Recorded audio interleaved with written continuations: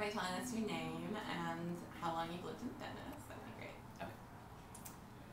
Are we recording? Okay.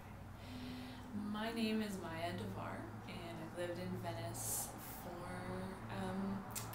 3 months. So I'm probably the newest Venetian that will be, whose story will be collected today.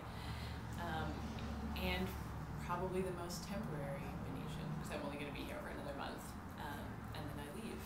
But I moved to Venice in June, and when I was moving to LA, I had to decide where I wanted to live, what neighborhood I wanted to move to. And I love this city. I'm really fascinated by it, and yeah, and obviously every neighborhood has a different kind of feeling to it. And from the times I'd been here before,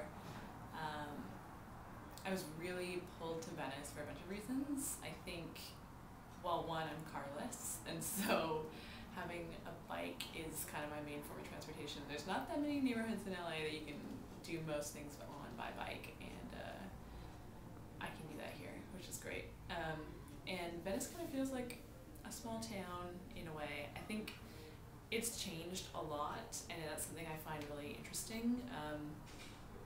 Again, I haven't been here for any of the change, and I'm brand new, but hearing stories and seeing kind of it written into the landscape, it seems like it's a neighborhood that has undergone a lot of change, and I think probably some good and some not so good.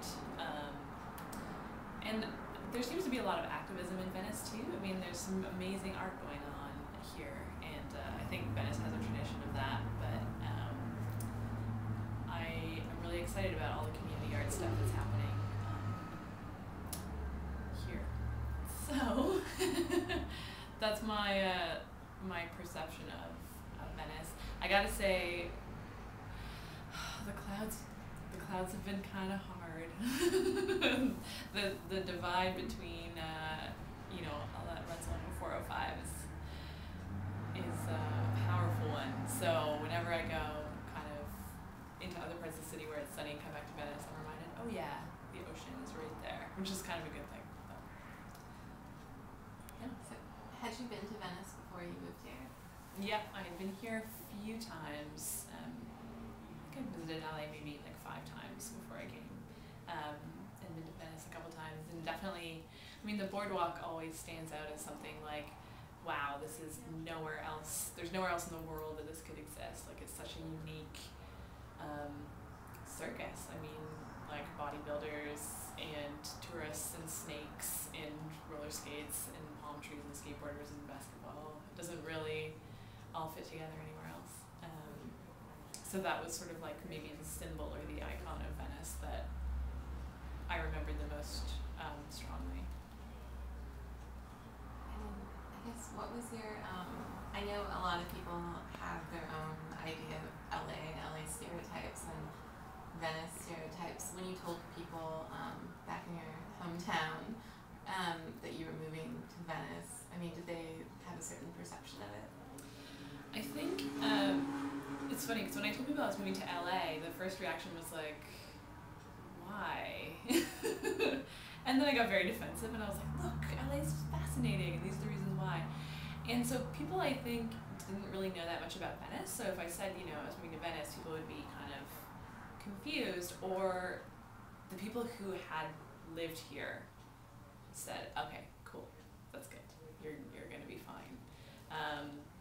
And I think for people who were familiar with Venice, it is this place where there's this mix of people in a really interesting way that is one of those neighborhoods in the city that just has, there's a bit of everybody here.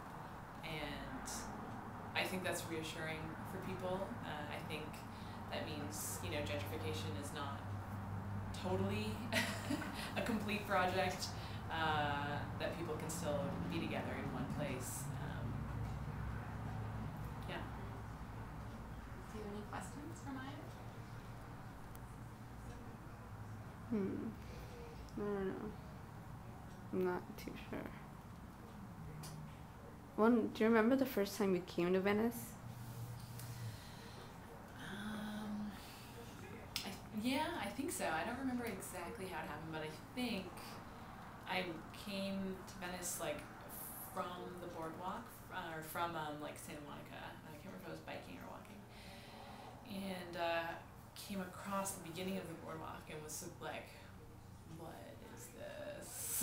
Like, and just kind of being so fascinated and like kind of blown away, and then starting to understand, okay, this is why there's this sort of, I mean, even if you've never been to Venice, there's kind of this myth, and you're familiar with the name in other parts of the world, and that, like, I remember seeing the, I don't know if they were like whiteboards with like writing on them set up next to the boardwalk, like something about Jesus, and then about the end of the world, and then about, and there was all this colored glass everywhere, and like, that was such a funny portrait of this place. Thank you, Myia. Thanks, guys. Should I pause? Sure.